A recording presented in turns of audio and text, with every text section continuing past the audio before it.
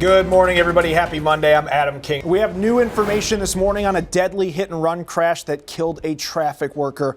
We brought this to you as breaking news last Thursday, but police, they've arrested this man, 37-year-old Christopher Guana. Breaking news, I just found out new information on a major health issue that we've been covering for you. I just got off the phone with Metro Health, where they say more than 255 people have been confirmed sickened after eating at Pasha's Mediterranean Grill. And a prayer vigil was held Sunday in honor of fallen Harris County, Texas Deputy Sandeep Dhaliwal.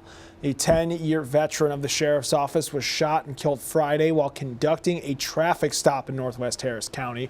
Dhaliwal was the first observant Sikh to become a sheriff's deputy in Harris County. Now, the sheriff describes Dhaliwal as a good man and a trailblazer, but to some, he was a brother. They just want more answers, and the events that led up to and happened during this standoff, they are still in question. The family of those involved told me the entire incident could have been prevented.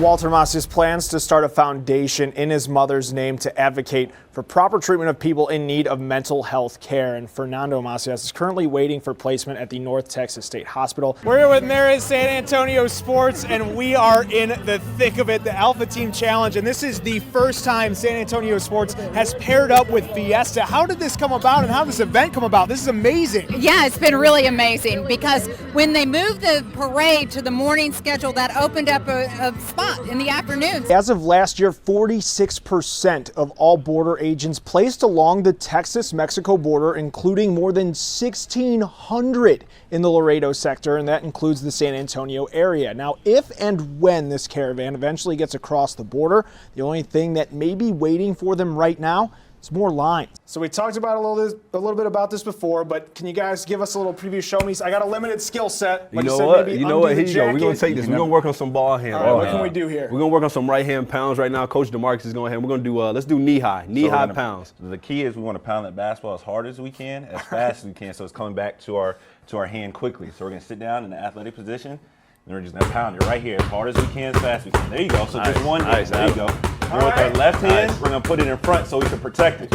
So if I try and come steal it, you're protecting the ball. Go. There we go. There you go, Adam. There you go. As a former goalie, there we go. I see. We're continuing coverage on the whistleblower controversy in Washington this morning. The biggest question is, when will we hear from the whistleblower?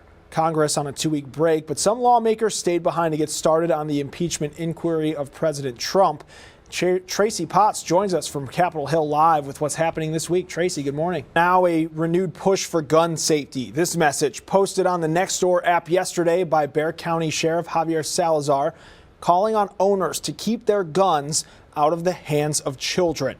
This is in response to what the sheriff called Saturday's heartbreaking case in far north Bexar County, a group of teens playing with a semi-automatic rifle when one of the boys was shot and killed.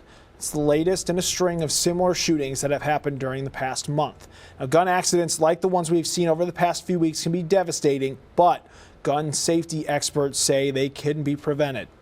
Gerard Bednarik works at the gun range Bullet Hole Shooting. Law enforcement in schools in Hays County, they're coming together to raise awareness for domestic violence. Area high school football and volleyball players, along with cheer teams, will show their support to help curb relationship violence. At 10 o'clock this morning, law enforcement will hold a press conference announcing the partnership. That will be at the Hays County Government Center on South Stagecoach Trail in San Marcos. Police are doing this to help educate students, and students will participate in various ways. Football players will wear the national symbol representing the campaign. It's a purple ribbon. It'll be on their helmets for the entire 2019 season. Cheer teams and volleyball players will wear shoestrings with purple ribbons as well. And volunteers at football games will give out information brochures on domestic violence. We're waiting for the Cowboys game. You might have seen the fight between the Cleveland Browns' Odell Beckham Jr. and Baltimore Ravens' Marlon Humphrey. Humphrey leans over Beckham. You can see it sort of here at the end of this play, and appeared to hold his throat with his left and even his right hand while they were on the ground. You can see that right now. And the receiver clung to the cornerback's face mask.